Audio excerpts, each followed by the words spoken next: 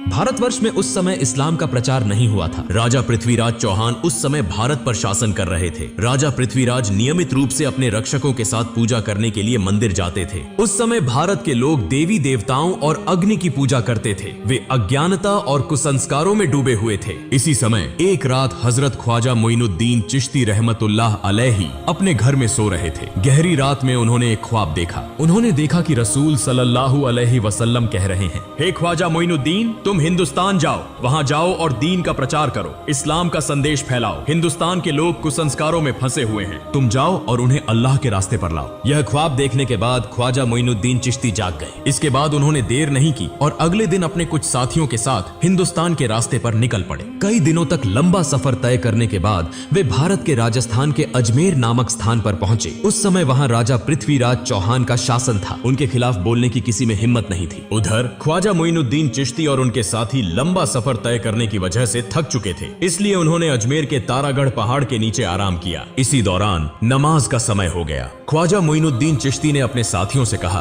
तुम पानी की तलाश करो क्योंकि वुजू करना जरूरी है, नमाज का समय हो गया है। तब उनके दो साथी एक लोटा लेकर पानी की तलाश में निकले। कुछ दूरी पर जाकर उन्होंने एक विशाल झील देखी जो आज के समय में आना सागर के नाम से जानी जाती है। वे आना सागर के पास पहुंचे और देखा कि राजा की सेना ने आना सागर को चारों ओर से घेर रखा है। उन्हें देखते ही सैनिकों ने पूछा, तुम लोग कौन हो? इससे पहले तुम्हें यहाँ कभी नहीं देखा, यहाँ क्या चाहिए? साथी दोनों ने कहा, हम ख्वाजा मोइनुद्दीन चिश्ती के शिष्य हैं, हम यहाँ वुजू करने के लिए थोड़ा पानी लेने आए हैं। यह सुनकर वहां मौजूद सारी सेना जोर जोर से हंसने लगी और कहने लगी, क्या तुमने राजा पृथ्वीराज का नाम नहीं सुना? उनके आदेश का उल्लंघन करने पर कठोर सजा मिलती है। इस झील से कोई और पानी नहीं ले सकता। पानी को हाथ लगाना भी मना है क्योंकि इससे पानी अपवित्र हो जाएगा। यह कहकर उन्होंने उन दोनों को भगा दिया। दुखी मन से वे दोनों ख्वाजा मोइनुद्दीन चिश्ती के पास लौट आए। तब ख्वाजा मोइनुद्दीन चिश्ती ने पूछा, तुम्हारे साथ क्या हुआ? क्या तुम्हें पानी नहीं मिला? उन दोनों ने कहा, हुजूर, पानी तो मिला लेकिन हमें पानी नहीं दिया गया। उन्होंने हमें भगा दिया और कहा कि राजा पृथ्वीराज ने किसी को भी इस पानी को लेने की अनुमति नहीं दी है। उनके आदेश का उल्लंघन करने पर कठोर सजा दी जाएगी। उनकी सारी बातें सुनकर ख्वाजा मोइनुद्दीन चिश्ती ने अल्लाह के दरबार में दुआ की और फिर उनसे कहा, तुम लोग आना सागर के पास जाओ और कहो कि ख्वाजा मोइनुद्दीन चिश्ती ने हमें भेजा है। इसके बाद वे दोनों साथी फिर से वुजू का पानी लाने के लिए निकल पड़े। जब वे आना सागर के पास पहुंचे तो सेना ने उन्हें रोककर पूछा, तुम लोग फिर क्यों आए हो? उन्होंने कहा, हम वुजू का पानी लेने आए हैं। सेना ने कहा, हमने कहा था कि पानी नहीं दिया जाएगा। अगर राजा पृथ्वीराज चौहान को पता चला तो तुम्हारी जान तक जा सकती है। हम किसी भी हालत में पानी नहीं देंगे। तब उन्होंने कहा, हम तुमसे पानी नहीं मांगेंगे, हम आना सागर से पानी लेने आए हैं। यह सुनकर वहां मौजूद सारी सेना जोर जोर से हंसने लगी। उस समय उन्होंने अल्लाह के दरबार में दुआ की और अपने हाथ में पकड़ी लोटे को आगे बढ़ाकर कहा, हे आना सागर, हम ख्वाजा मोइनुद्दीन चिश्ती रहमतुल्लाह अलैहि के शिष्य हैं। ख्वाजा मोइनुद्दीन चिश्ती ने हमें यहाँ भेजा है। अल्लाह के हुक्म से इस लोटे में आ जाओ। यह कहते ही एक पल में आना सागर का सारा पानी लोटे में समा गया। इतना अद्भुत और चमत्कारी दृश्य देखकर वहाँ मौजूद सारी सेना हैरान रह गई। तुरंत ही उन्होंने कलमा पढ़ा और इस्लाम स्वीकार कर लिया। लेकिन वहाँ कुछ कट्टर हिंदुत्ववादी भी थे। उन्हें लगा कि यह कोई जादू का प्रभाव है, इसलिए वे यह खबर देने के लिए राजा पृथ्वीराज चौहान के दरबार में भागे। राजा पृथ्वीराज ने जब उन्हें देखा तो पूछा, क्या हुआ? तुम्हारे चेहरे पर इतना डर क्यों है? तब उन्होंने कहा, राजा साहब, बड़ी विपत्ति आ गई है। राजा पृथ्वीराज ने पूछा, क्या हुआ? उन्होंने कहा, राजा साहब, न जाने कहां से एक बड़ा जादूगर यहाँ आया है। देखने में वह फकीर लगता है, लेकिन उसने अपने जादू से पूरे आना सागर का पानी एक लोटे में खींच लिया। यह सुनकर राजा पृथ्वीराज को ऐसा लगा जैसे उनके सिर पर आसमान टूट पड़ा हो। उन्होंने अपने जीवन में कई जादूगर देखे थे, लेकिन ऐसा जादू उन्होंने कभी नहीं सुना था। उन्होंने इसे अपनी आंखों से देखने के लिए तुरंत अपनी सेना के साथ आना सागर की ओर प्रस्थान किया। जब वे आना सागर के पास पहुंचे तो देखा कि आना सागर में पानी की एक बूंद भी नहीं थी। उधर अजमेर के लोग बड़ी संख्या में ख्वाजा मोइनुद्दीन चिश्ती रहमतुल्लाह अलैहि को देखने के लिए वहां पहुंच रहे थे। ख्वाजा मोइनुद्दीन चिश्ती और उनके साथी नमाज पढ़ने के बाद वहां बैठे थे। तभी राजा पृथ्वीराज वहां पहुंच गए। उन्होंने देखा कि कई हिंदू पहले ही इस्लाम स्वीकार कर चुके हैं। यह देखकर राजा को भीतर ही भीतर बहुत गुस्सा आया। राजा पृथ्वीराज एक बहुत चालाक और कट्टर हिंदुत्ववादी था। उसने पूछा, तुम कौन हो और यहाँ कहाँ से आए हो? मैं अल्लाह के हुक्म और रसूल सल्लल्लाहु अलैहि वसल्लम के निर्देश पर यहाँ आया हूँ। राजा पृथ्वीराज ने कहा, तुमने अपने जादू से इस पानी को क्यों सुखा दिया? तब ख्वाजा मोइनुद्दीन चिश्ती ने कहा, मैं कोई जादूगर नहीं हूँ, मैं अल्लाह का बंदा हूँ। मैं अल्लाह का हुक्म पूरा करने के लिए यहाँ पानी लेने गया था, लेकिन पानी न देने के कारण अल्लाह ने इसे सूखा दिया। यह सुनकर वहाँ मौजूद सभी लोग आश्चर्यचकित हो गए और ख्वाजा मोइनुद्दीन चिश्ती रहमतुल्लाह अलैहि की ओर एकटक देखते रह गए। राजा पृथ्वीराज चौहान बहुत चालाक और मक्कार था। उसने समझ लिया कि यह कोई साधारण व्यक्ति नहीं है, इसलिए वह नकली आंसू बहाते हुए और झुककर कहने लगा, हमें सबके कष्ट सहने में कोई परेशानी नहीं है, लेकिन मासूम बच्चों और निर्दोष लोगों का ख्याल करके कृपया पानी को को उसकी जगह वापस लौटा दें। यह मेरी आपसे विनती है। यह सुनकर ख्वाजा मोइनुद्दीन चिश्ती ने अपने 2 साथियों को आदेश दिया कि वे लौटा लेकर आना सागर के पास जाएं। दोनों साथी लौटा लेकर आना सागर के पास पहुंचे और जैसे ही उन्होंने लौटा आना सागर में रखा, सागर फिर से पानी से भर गया। यह सब देखकर वहां मौजूद लोग हैरान रह गए। उन्होंने पूछा, आप किस देवता की पूजा करते हैं? ख्वाजा मोइनुद्दीन चिश्ती ने कहा, मैं अपने रब एकमात्र अल्लाह की इबादत करता हूँ। वहाँ मौजूद सभी लोगों ने कहा, हम भी आज से उसी एक अल्लाह की इबादत करना चाहते हैं। उस जगह के सभी लोगों ने एक एक करके इस्लाम स्वीकार कर लिया, लेकिन राजा पृथ्वीराज चौहान इसे सहन नहीं कर सका। वह बहुत गुस्से में राज दरबार लौट गया। अगले दिन पृथ्वीराज ने राज दरबार में एक आपातकालीन बैठक बुलाई। पृथ्वीराज ने कहा, किसी भी तरह इस फकीर को यहाँ से हटाना होगा, उसे खत्म करना होगा। अगर तुम्हारे पास कोई सुझाव है तो जल्दी बताओ। तब एक मंत्री ने कहा, राजा साहब, यह फकीर कोई साधारण व्यक्ति नहीं है, वह एक महान जादूगर है। अपने जादू के प्रभाव से वह सभी को एक एक करके इस्लाम में ला रहा है। एक दिन ऐसा आएगा जब भारत में हिंदू धर्म को मानने वाला कोई नहीं बचेगा। उससे निपटने के लिए हमें एक महान जादूगर की जरूरत होगी। तब वहाँ मौजूद एक सैनिक ने कहा, राजा साहब, हमारे देश में इससे भी बड़ा एक जादूगर है। पृथ्वीराज ने पूछा, उसका नाम क्या है? सैनिक ने कहा, उसका नाम है जयपाल जादूगर। पृथ्वीराज ने कहा, जाओ उसे हमारे दरबार में लेकर आओ। इसके बाद कुछ सैनिक जयपाल जादूगर से मिलने के लिए रवाना हो गए। कुछ समय बाद वे जयपाल जादूगर के घर पहुंचे और देखा कि जयपाल हवा में तैरते हुए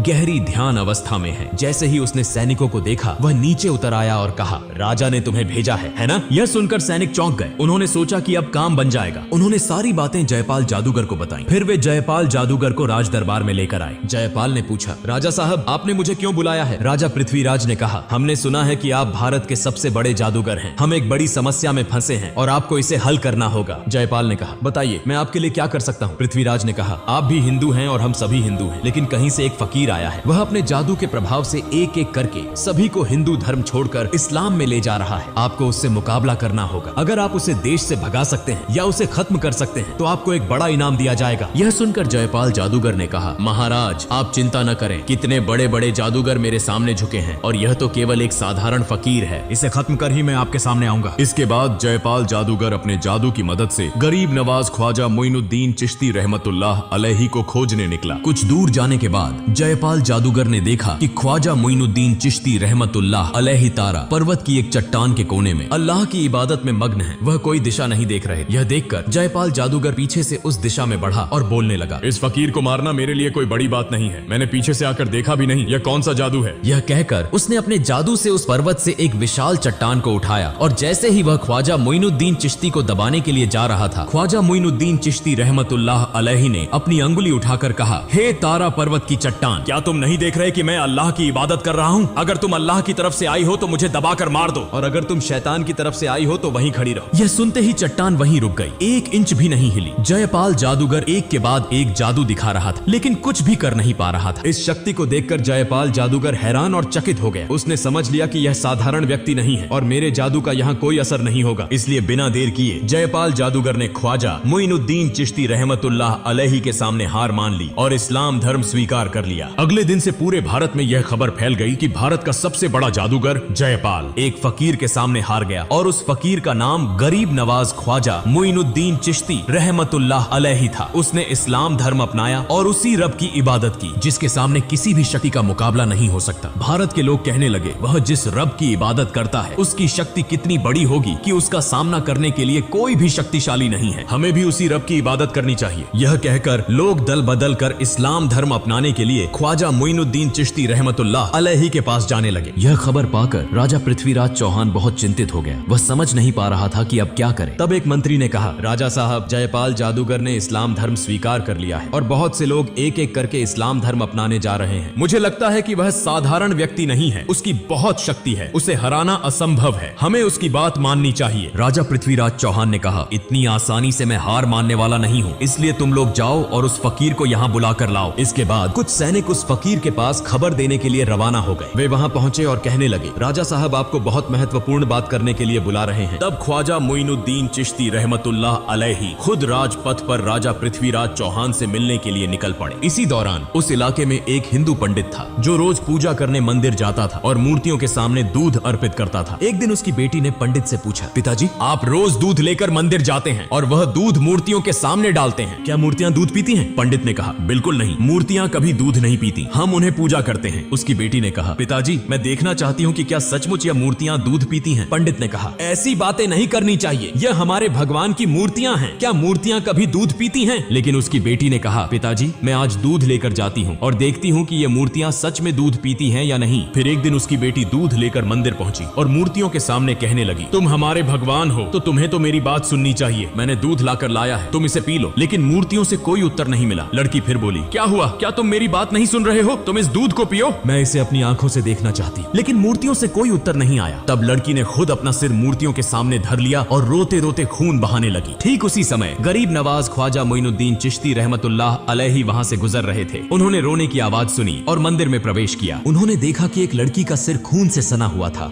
और वह जोर जोर से रो रही थी। तब ख्वाजा मोइनुद्दीन चिश्ती रहमतुल्लाह अलैहि ने उसे पूछा, बेटी तुम्हें क्या हुआ? लड़की ने कहा, देखिए बाबा, मैं दूध लेकर आई थी इस मूर्ति को खिलाने के लिए, लेकिन वह मेरी बात नहीं सुन रही है। तब ख्वाजा मोइनुद्दीन चिश्ती रहमतुल्लाह अलैहि ने कहा, माँ, मूर्ति कभी बात नहीं कर सकती और न ही खा सकती है। फिर लड़की ने फिर से अपना सिर झुका दिया और खून बहाने लगी। लड़की की इस भक्ति को देखकर ख्वाजा मोइनुद्दीन चिश्ती रहमतुल्लाह अलैहि हैरान हो गए। उन्होंने मूर्ति के सामने जाकर मूर्ति के कान पकड़ते हुए कहा, मैं ख्वाजा मोइनुद्दीन चिश्ती कह रहा हूँ, क्या तुम सुन नहीं रहे हो? इस निष्पाप लड़की को तुम क्यों रुला रहे हो? यह दूध पी लो। यह कहते ही मूर्ति ने दूध पीना शुरू कर दिया। यह देखकर लड़की बहुत खुश हुई और आनंदित होकर वहाँ से चली आई। जब लड़की गाँव में पहुंची तो बहुत से लोग यह कहने लगे, यह लड़की शायद कोई गलत काम करके आई है। सब लोग उसे बदनाम कर रहे थे। अब हमारा क्या होगा? वहाँ लड़की के पिता भी उपस्थित थे। सब लोग कहने लगे, क्या हुआ? तुम्हारी यह हालत क्यों हुई? लड़की ने कहा, पिताजी मैं मूर्ति को दूध पिलाकर आई हूँ। यह सुनकर सभी लोग हैरान हो गए और कहने लगे, यह लड़की झूठ बोल रही है, मूर्तियाँ कभी दूध नहीं पीती। वह अपनी गलतियों को छिपाने के लिए हमसे धोखा दे रही है। लड़की ने फिर से आंसुओं के साथ विनम्रता से कहा, मैं बहुत बार कहने के बाद भी जब मूर्ति ने दूध नहीं पिया तो मैंने अपना सिर झुका दिया और खून बहाना शुरू कर दिया। ठीक उसी समय एक फकीर बाबा वहाँ आए, मूर्ति के कान पकड़कर कहा, दूध पियो। और तुरंत ही उस फकीर बाबा के कहने पर मूर्ति ने दूध पीना शुरू कर दिया। यह देखकर वहाँ मौजूद सभी लोग चकित हो गए और कहने लगे, वह फकीर बाबा कौन थे? लड़की ने कहा, मैं उस फकीर बाबा को नहीं जानती, लेकिन लगता है वह कहीं आसपास होंगे। सभी लोग ख्वाजा मोइनुद्दीन चिश्ती रहमतुल्लाह अलैहि से मिलने के लिए निकल पड़े। इस बीच ख्वाजा मोइनुद्दीन चिश्ती रहमतुल्लाह अलैहि पृथ्वीराज के दरबार में पहुंच गए। पृथ्वीराज ने कहा, हे फकीर बाबा, आप क्या चाहते हैं? ख्वाजा मोइनुद्दीन चिश्ती रहमतुल्लाह अलैहि ने कहा, मैं भारत के लोगों को अंधकार से दूर करके कुरान की रोशनी से रोशन करना चाहता हूँ। मैं चाहता हूँ कि सब लोग तौबा करके अल्लाह के रास्ते पर लौट आएं, जो इस दुनिया के मालिक हैं, जो आखिरत के मालिक हैं, जो बोलते ही एक पल में सब कुछ कर देते हैं। हमारे सभी रोजी रोटी के मालिक हैं। जन्म और मृत्यु सब कुछ उनकी ताकत में है। मैं उसी महान अल्लाह ताला की इबादत करना चाहता हूँ। मैं किसी का नुकसान नहीं चाहता। जब वह ये बातें कह रहे थे तभी एक इस्लाम विरोधी व्यक्ति अपनी आध्यात्मिक शक्ति की परीक्षा लेने आया और कहा, अगर आप सचमुच आध्यात्मिक रूप से शक्तिशाली हैं तो पानी से आग बनाकर दिखाइए। ख्वाजा मोइनुद्दीन चिश्ती रहमतुल्लाह अलैहि ने अल्लाह का नाम लेकर पानी पर फूंक मारी और उसी पानी से आग निकलने लगी। यह अद्भुत चमत्कार देखकर वह व्यक्ति ख्वाजा मोइनुद्दीन चिश्ती रहमतुल्लाह अलैहि से इस्लाम धर्म स्वीकार कर लेता है। इस समय दरबार के सभी लोग, राजा पृथ्वीराज भी यह समझ गए कि ऐसे अल्लाह वाले व्यक्ति के साथ कभी मुकाबला नहीं किया जा सकता। कई चमत्कारी घटनाओं को देखकर उन्होंने कोई देर नहीं की, माफी मांगी और साथ ही ख्वाजा मोइनुद्दीन चिश्ती रहमतुल्लाह अलैहि के हाथों में हाथ डालकर उनके मुरीद बन गए और इस्लाम धर्म स्वीकार कर लिया। ख्वाजा मोइनुद्दीन चिश्ती रहमतुल्लाह अलैहि ने उन्हें माफ कर दिया। फिर ख्वाजा मोइनुद्दीन चिश्ती रहमतुल्लाह अलैहि वहां से चले गए और अपने साथी संगियों के साथ तारागढ़ पहाड़ के उस स्थान पर स्थित हो गए। ख्वाजा मोइनुद्दीन चिश्ती रहमतुल्लाह अलैहि जब एक स्थान पर अल्लाह की इबादत में मग्न थे, ठीक उसी समय एक हिंदू पंडित और अन्य लोग उस स्थान से गुजर रहे थे। तब पंडित की बेटी ने कहा, देखो वह फकीर बाबा जो बैठे हैं, वही फकीर बाबा अपने शब्दों से मूर्ति को दूध पिलाए थे। फिर वे सभी ख्वाजा मोइनुद्दीन चिश्ती रहमतुल्लाह अलैहि के पास पहुंचे और कहा, हे फकीर बाबा, आप कौन हैं और आप किस जादू को जानते हैं कि आपकी बातों से मूर्ति दूध पीने लगी? ख्वाजा मोइनुद्दीन चिश्ती रहमतुल्लाह अलैहि ने कहा, मैं तो अल्लाह का एक बंदा हूँ, मेरी बातों से कुछ नहीं होता, जो अल्लाह कहता है वही होता है, मैं उसी अल्लाह की इबादत करता हूँ। तब उन्होंने कहा, हम आज से उस अल्लाह की इबादत करना चाहते हैं। इस भारत में तो सब लोग एक एक करके इस्लाम धर्म स्वीकार कर रहे हैं, हमें भी इस्लाम धर्म स्वीकार कराइए। फिर वे सभी इस्लाम धर्म स्वीकार कर गए। कुछ दिनों बाद ख्वाजा मोइनुद्दीन चिश्ती रहमतुल्लाह अलैहि एक जंगल के बीच से गुजर रहे थे। रास्ते में उन्होंने देखा कि कुछ हिंदू पंडित और वहाँ मौजूद लोग अग्नि पूजा कर रहे थे। यह देखकर ख्वाजा मोइनुद्दीन चिश्ती रहमतुल्लाह अलैहि उनके पास गए और कहा, आप लोग आग की पूजा क्यों क्यों कर रहे हैं? यह आग आपको क्या फायदा देती है? तब उन्होंने कहा, यह आग हमारा खुदा है, हम इसे खुश कर रहे हैं ताकि मौत के बाद नरक की आग से मुक्ति मिल सके। ख्वाजा मोइनुद्दीन चिश्ती रहमतुल्लाह अलैहि ने कहा, ठीक है, अगर आप आग को खुश कर रहे हैं तो इसे छू कर देखिए, देखें क्या आग आपको जला देती है। एक व्यक्ति ने कहा, यह क्या कह रहे हैं, आग को छूने से हाथ जल जाएंगे। ख्वाजा मोइनुद्दीन चिश्ती रहमतुल्लाह अलैहि ने कहा, आप लोग उस खुदा की इबादत कर रहे हैं जो आपको जला देगा, लेकिन मैं ऐसे खुदा की इबादत करता हूँ जिसके हुक्म से आग ठंडी हो जाती है। यह सुनकर एक अन्य हिंदू पंडित जोर से हंसा और कहा, आग का धर्म तो जलाना है और आप कह रहे हैं तो इसे हमें दिखाकर दिखाइए। ख्वाजा मोइनुद्दीन चिश्ती रहमतुल्लाह अलैहि ने कहा, मैं अल्लाह के एक ख्वाजा मोइनुद्दीन चिश्ती रहमतुल्लाह अलैहि हूँ, अल्लाह के हुक्म से तुम ठंडे हो जाओ। यह कहते हुए ख्वाजा मोइनुद्दीन चिश्ती रहमतुल्लाह अलैहि आग के अंदर प्रवेश कर गए, लेकिन वे यह देखकर हैरान रह गए कि ख्वाजा मोइनुद्दीन चिश्ती रहमतुल्लाह अलैहि आग में प्रवेश कर गए, लेकिन एक भी जलन नहीं हुई। यह अद्भुत घटना देखकर वहाँ सभी लोग हैरान हो गए और कहने लगे, आप कौन हैं और आप किस खुदा की इबादत करते हैं? ख्वाजा मोइनुद्दीन चिश्ती रहमतुल्लाह अलैहि ने कहा, मेरा नाम गरीबे नवाज ख्वाजा मोइनुद्दीन चिश्ती रहमतुल्लाह अलैहि है, जो पूरे ब्रह्मांड के पालनहार हैं, उनके सिवा कोई पूज्य नहीं है, वह सारी ताकत के मालिक हैं, मैं उसी अल्लाह की इबादत करता हूँ। यह सुनकर वहाँ मौजूद सभी लोग बोले, हम भी आज से उस मालिक की इबादत करना चाहते हैं, और इस प्रकार वहाँ मौजूद सभी लोगों ने इस्लाम धर्म स्वीकार कर लिया। फिर इस घटना के बाद ख्वाजा मोइनुद्दीन चिश्ती रहमतुल्लाह अलैहि ने भारत में आकर कुरान के प्रकाश से इस्लाम धर्म का प्रचार किया और अल्लाह ताला द्वारा दिए गए चमत्कारों को देखकर करोड़ों हिंदुओं ने इस्लाम धर्म स्वीकार किया। यह एक अद्वितीय उदाहरण बन गया और इस प्रकार पूरे भारत में इस्लाम धर्म फैल गया। प्रिय दोस्तों, अगर आप चाहते हैं कि ख्वाजा मोइनुद्दीन चिश्ती रहमतुल्लाह अलैहि के निधन के बाद हुए चमत्कारों का पाठ हम आपके साथ साझा करें, तो कृपया कमेंट बॉक्स में लिखें और आज के वीडियो के बारे में आपकी राय क्या है कृपया कमेंट करें। आमीन।